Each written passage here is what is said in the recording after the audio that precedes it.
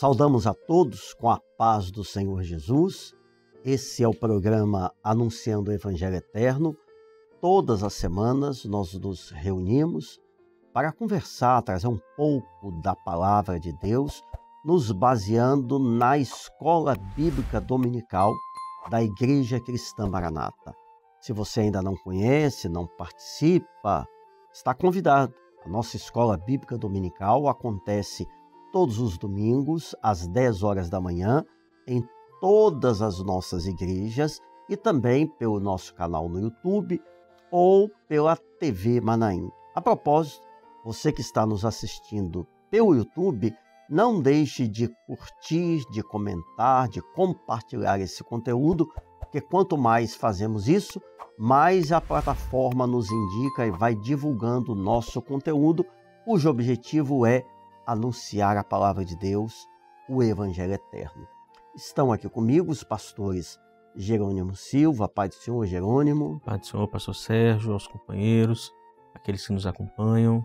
Amém. Júlio Filgueiras. A paz do Senhor aos pastores e também aqueles que participam conosco. E o pastor Douglas Spanger. A paz do Senhor, pastores, aqueles que nos assistem, a paz do Senhor. Eu gostaria de, antes de entrarmos no nosso assunto propriamente desta semana, que nós falássemos um pouquinho daquilo que é o evento anual mais importante da Igreja Cristã Maranata, que se aproxima, dia 1º de dezembro de 2024, às 11 horas da manhã, que é o Trombetas e Festas. Eu gostaria, pode começar por você, Douglas, que cada um falasse um pouquinho do que significa esse evento, da expectativa, daquilo que pode ser de proveito para todas as pessoas. Amém. Esse evento que foi mencionado, o Trombetas e Festas, já será a 4ª edição, né, pastor Sérgio? É um evento de abrangência mundial e nós temos colhido muitos resultados maravilhosos desse evento. No último ano, no Trombetas e Festas 3, nós vimos que a mensagem, né, a palavra que foi trazida, teve uma abrangência e que alcançou grupos que nunca tinham tido contato conosco. Ou seja, a doutrina, a palavra, aquilo que o Senhor nos deu para transmitir, alcançou muitos corações. Isso trouxe uma abertura até de novas áreas, novos campos, né? Novos grupos que se achegaram a nós. Isso foi maravilhoso. Nós vemos assim um projeto do Senhor, a mão do Senhor agindo nesse evento de uma forma poderosa. Amém. Por que esse título, Júlio? Trombetas e Festas. Trombetas e festas porque as trombetas no tempo de Israel, elas eram utilizadas para anúncios solenes, muito importante naquela época que não tinha internet, você não tinha WhatsApp. Então as trombetas, elas traziam uma unidade para o povo, principalmente quando eles estavam atravessando o deserto. Tinha que se fazer um anúncio, unir os príncipes ou seguir viagem, preparar-se para uma batalha. Cada trombeta tinha um toque peculiar. Então era um segredo para Israel, os inimigos não conheciam e eles sabiam que ali havia um segredo da parte do Senhor e eles entendiam o significado de tudo aquilo. Então hoje, quando nós falamos no toque das trombetas que está lá no livro de Apocalipse, nós temos também um anúncio solene de um evento que está para acontecer. Amém. Qual? A volta do Senhor Jesus. Amém. Glória a Deus. Há um mundo que está vivenciando tudo isso e como os inimigos lá de Israel não entendiam o que significava aqueles toques. Era um código dentro de Israel. Há um mundo alheio, né? Alheio àquilo que é profético. Então nós vamos dizer para o mundo que esses toques são proféticos, apontam para a vinda de Jesus e as festas também que faziam parte da história de Israel. E nós estamos aqui agora diante de uma festa que vai acontecer Amém. Na eternidade, que são as bodas do Cordeiro, a volta do Senhor Jesus. Amém. Jerônimo, e qual, especialmente para aquele que não é crente em Jesus ainda, qual o maior proveito que essa pessoa, essa família pode ter participando desse grande evento dia 1º de dezembro? Bom, pastor Sérgio, nós dizemos que o Trombetas e Festas é uma resposta para o homem. Nós temos muitas perguntas: por que tantas guerras? Por que o mundo indo de mal a pior? O mundo sem lideranças?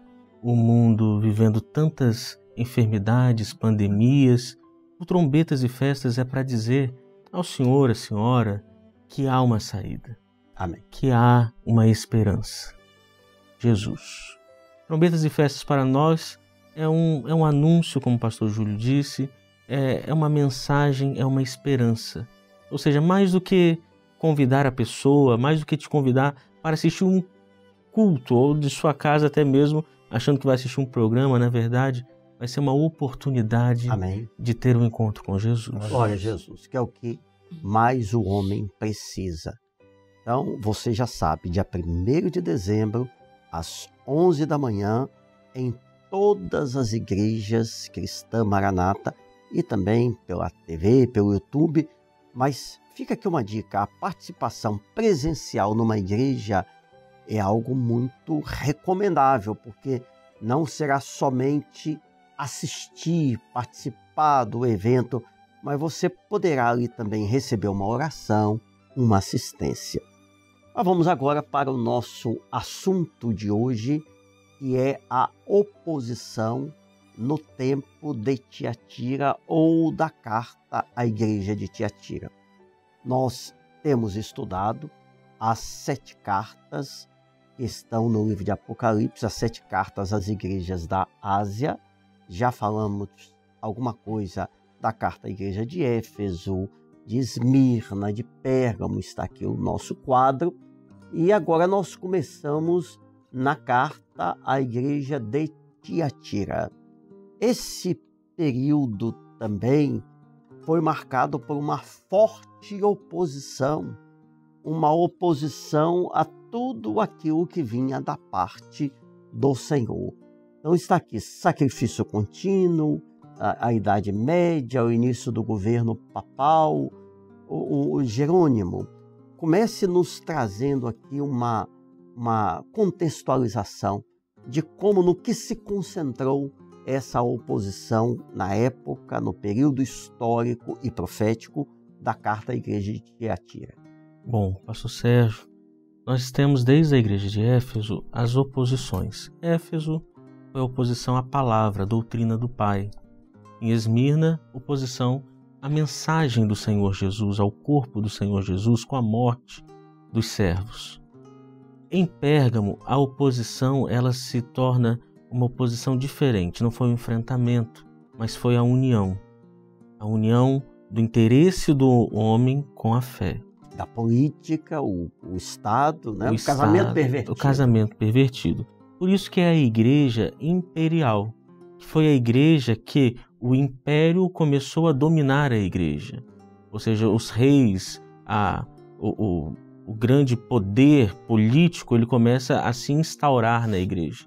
E quando nós entramos em Tiatira, nós vemos também uma oposição não ao Pai, não somente ao Filho, não somente ao Espírito Santo, à fé, mas uma oposição agora à igreja.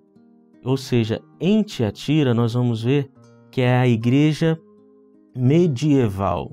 E aí as coisas se invertem. Porque na igreja imperial o Estado entrou na igreja. E aqui queremos falar igreja infiel. E já na igreja medieval é o quê? É a igreja que tenta agora governar o mundo. Veja, pastor Sérgio, quando nós saímos de Esmirna e entramos em Pérgamo, o que era errado para o império, que era servir a Deus, passa a ser certo. E ali, aquela questão que para eles era um domínio do Estado em relação ao homem, quando o Estado começa a dominar a igreja, depois aquilo se inverte. A igreja agora passa a querer dominar o mundo, a querer governar o mundo. Ou seja, profética e historicamente, nós vemos em Tiatira algo muito próprio, que era o quê?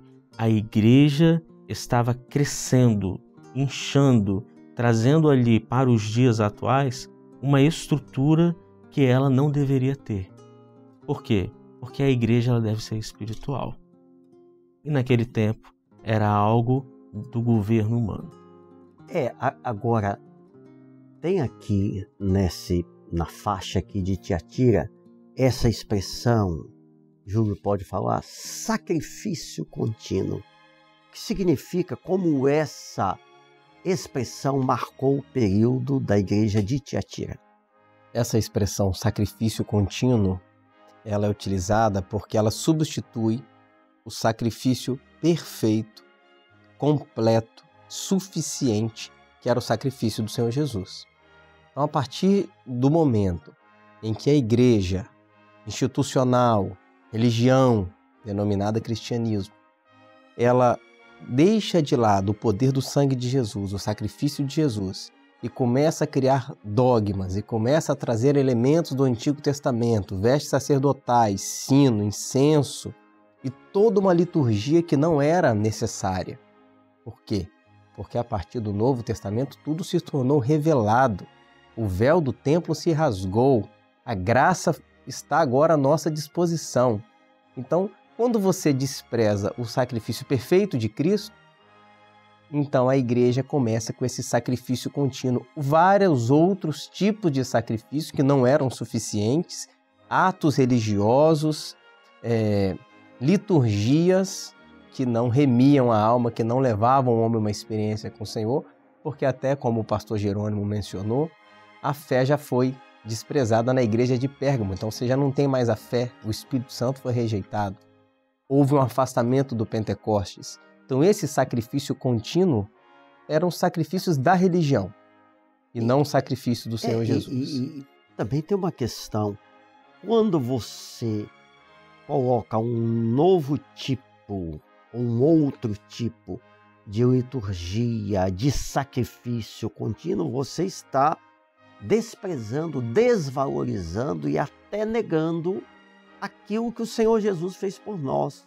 Ou seja, o sangue de Jesus, a sua ida à cruz do Calvário, tudo aquilo que ele padeceu pelo pecador, deixa de ter o seu devido reconhecimento e o valor que deveria ser dado para que aquilo que é humano, que é racional, que é religioso, possa ocupar o lugar. Isso jamais deveria acontecer, porque a fé genuína, a fé verdadeira, está firmada no sacrifício do Senhor Jesus. E nós não precisamos de nada. Isto é suficiente. Amém. Não é? A graça do Senhor, a presença do Espírito Santo, nós não precisamos de nada além disto, da sua palavra, da dispensação do Senhor. Nós não necessitamos de outra coisa, não é, Douglas? Pastor Sérgio, demais companheiros, ao rejeitar o sacrifício de Jesus, a igreja infiel, ela não rejeita só um ato, ela rejeita todo um projeto. Amém. Porque nós vamos ver que desde o Gênesis, nós temos, a gente sempre usa essa expressão, né? Há um fio de escarlata subjacente em toda a palavra, apontando para o projeto da cruz. O cordeiro que seria morto, né? A vítima morrendo no lugar do culpado. Então, ao rejeitar o sacrifício perfeito, a igreja infiel rejeita todo um projeto eterno, ao cordeiro que foi morto antes da fundação do mundo. Então essa rejeição é uma rejeição séria, né? Tanto que o Senhor faz várias advertências acerca disso. Então, ao trazer os sacrifícios contínuos, ela está negando absolutamente aquilo que Jesus fez na cruz do Calvário, como o pastor Sérgio colocou, né? E há em todo esse cenário, uma figura central que está em Apocalipse 2:20, que diz assim: mas tenho contra ti o tolerares que Jezabel, mulher que se diz profetiza, ensine e engane os meus servos para que se prostituam e comam dos sacrifícios da idolatria. Ou seja, no período de Tiatira, e não é diferente dos nossos dias, isso acontece sob outra face, mas na verdade um mesmo objetivo que é maligno. No período de Tiatira, houve essa figura de Jezabel, que foi uma mulher do passado, que era esposa de um De rei Acabe, por né? nome Acabe, e que usurpou o governo, teve uma influência totalmente perversa, matou profetas, perseguiu não somente os profetas, mas perseguiu o próprio Senhor, ou seja, a própria palavra. E no período de Tiatira houve uma tolerância ou uma permissividade. Aquilo que é o espírito de Jezabel viesse a reinar. E aqui, peço que vocês comentem o que tudo isso significou. Vamos explorar um pouquinho esse versículo aqui e situar todos no que isso significa. Bom, nós podemos começar dizendo mulher que se diz profetiza. Ou seja, profeta não se diz. Você é chamado por Deus. Amém. Aqui está é muito claro no Evangelho. É uma investidura celestial. Exatamente. Por ser profeta é alguém que o Senhor chama, e o profeta Jeremias, né? O Senhor me chamou por profeta desde o ventre da minha mãe. Chama e capacita. Exatamente, porque o chamado vem de Deus. Agora, quando se diz profetiza, ou seja, é o projeto dela. Se autodenomina, né? Exatamente, é o projeto dessa igreja infiel, porque a igreja infiel, ela se intitula para tudo. Quantas doutrinas nós vemos, quantos ensinos em que você deve à igreja, você tem que pedir perdão à igreja, você deve a sua salvação à igreja, quando não, quando o ensino é do Pai, o chamado é do Pai. Então, o profeta, o espírito de profecia vem de Jesus, vem do Espírito Santo. Ninguém pode se dizer algo no Evangelho de Deus. A característica de Jezabel, historicamente, também, foi aquela que estabeleceu lá em Israel o culto a Baal. Então ela traz a idolatria para o seio de Israel, que era um povo santo, um povo separado. Ela mata os profetas do Senhor e ela traz os profetas de Baal para dentro de Israel também. Até o momento em que Elias confronta os profetas o homem de de Baal, Deus, um profeta verdadeiro do Senhor, né? E ali desce fogo do céu, o Senhor opera um milagre e define toda aquela situação.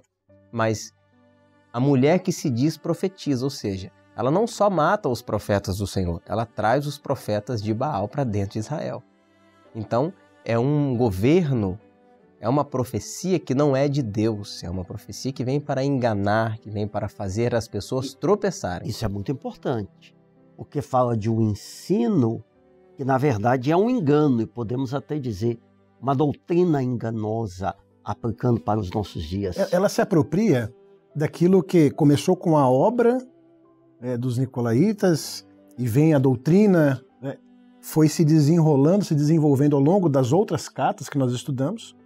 E hoje nós vemos aqui em Tiatira que já se trata de um ensinamento consolidado. Então ela já está numa cadeira de ensinar, de multiplicar todo o engano, né, que estava no seio da igreja de Tiatira.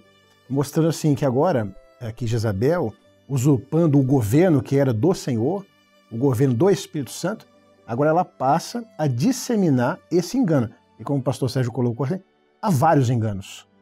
Eu acho que podemos até dizer assim, você não precisa fazer parte de uma igreja. É um engano. Né?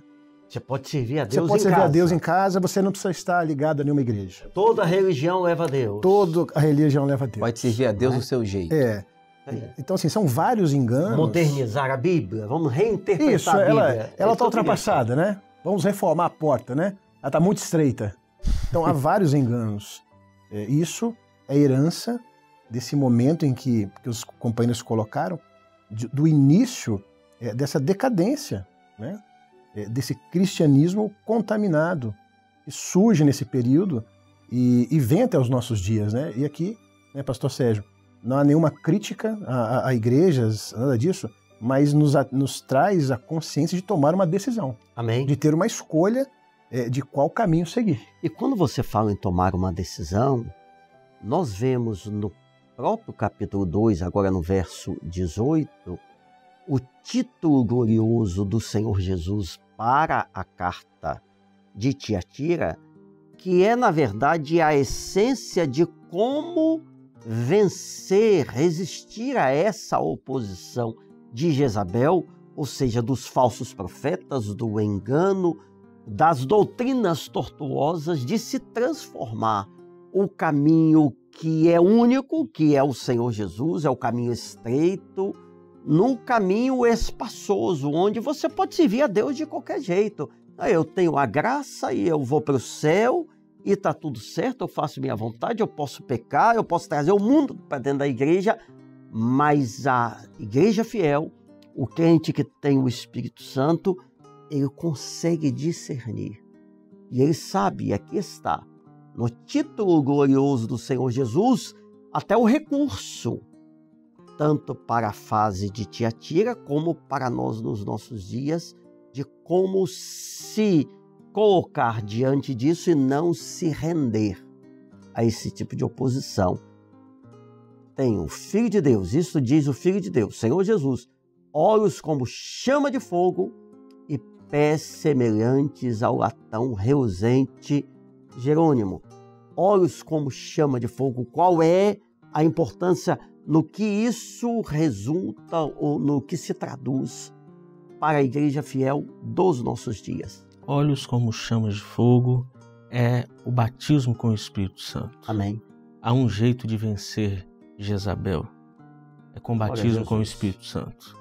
Amém. Por quê? Porque o batismo com o Espírito Santo nos livra dos falsos ensinos, nos livra da mentira, porque nós conhecemos a verdade e a verdade nos liberta. Verdade absoluta. A verdade absoluta, que é Jesus, que é o batismo com o Espírito Santo. Ou seja, esse olhar que vê todas as coisas, que consome todas as coisas. Quando nós recebemos o batismo com o Espírito Santo, nós recebemos o selo do Espírito, para que nós possamos sair em nome do Senhor. E aí vem, você só pode ser profeta quando esse batismo com o Espírito Santo se manifesta na sua vida. Amém. Senão você não pode falar da verdadeira profecia, porque é a profecia que se cumpre, a verdadeira, aquela que não vai falhar, que não vai mentir, que não vai errar. Por quê? Porque toda a palavra dita pelo Senhor se cumpriu e se cumprirá. Amém. E é esse selo do Espírito Santo que traz a revelação, os dons espirituais, o domínio de Deus. Não mais vivo eu, mas Cristo vive em mim. Não é uma religião, porque religião qualquer um pode fazer. Agora, viver a obra do Espírito Santo é outra coisa. Mas ainda diz aqui os pés semelhantes, Júlio, ao latão reluzente. O latão reluzente, ou cobre, o bronze, significam na Bíblia o juízo, a justiça de Deus. Então, os pés ali, como latão reluzente, estavam dizendo o seguinte, que o Senhor há de trazer juízo. Amém. E quando nós olhamos a própria história de Jezabel, mais uma vez, que aconteceu lá no Antigo Testamento, os olhos como chama de fogo e os pés como latão reluzente estavam lá, porque Deus viu tudo que ela fez. Quando ela tomou a vinha de Nabote, quando ela cometeu aquela injustiça, nós já até tivemos um programa com esse tema. Deus viu tudo aquilo, Deus mandou o profeta dizer a ela e a Acabe que haveria um juízo, tanto que o juízo não tardou em vir.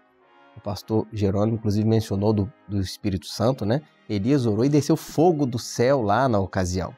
Ou seja, há um juízo sobre o engano, há um juízo que está sobre o pecado, o mundo e também há uma sentença de vida para a igreja fiel, que está debaixo da verdade do Espírito Santo. E é muito importante nós termos essa consciência, porque isso gera temor.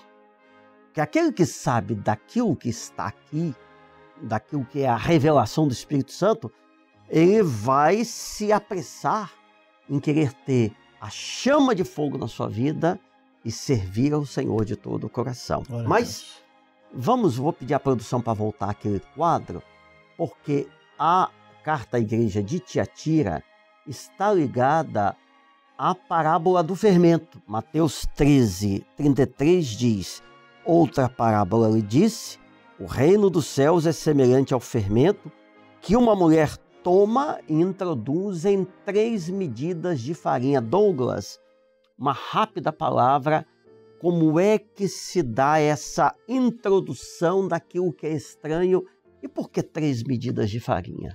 Interessante que se você avalia a parábola isoladamente, é uma coisa boa, né? Você colocar o fermento no pão, né? Mas profeticamente, quando você alinha com a carta à igreja de Tiatira, historicamente, profeticamente, fala de uma grande intervenção que houve. Uma mulher, e aí nós vamos identificar aqui essa mulher como a igreja infiel, ela introduz, ou seja, uma ação de fora para dentro. Há uma intervenção humana. Então ela introduz o fermento em 3 medidas de farinha. A palavra de Deus é a semente, é o trigo moído, que fala de Jesus. Aqui, profeticamente, fala de uma investida contra o Pai, o Filho e o Espírito Santo. As 3 medidas. As 3 medidas. Como o pastor Jerônimo colocou, em Éfeso houve uma investida contra a doutrina do Pai. Em Esmina, uma investida contra a vida dos irmãos, o corpo de Cristo. Então, uma investida contra o Senhor Jesus. Em Pérgamo, nós vamos encontrar uma investida contra a fé, ou seja, o Espírito Santo. Então, a mulher, ou seja, a igreja infiel, ela vem para alterar a composição daquilo que era puro, daquilo que era santo, daquilo que já era suficiente. Para quê? O fermento faz o quê, pastor Sérgio? Ele dá uma aparência. Incha. Não é? Aparentemente parece algo atrativo, algo bonito, e nós vamos ver historicamente tudo isso que aconteceu.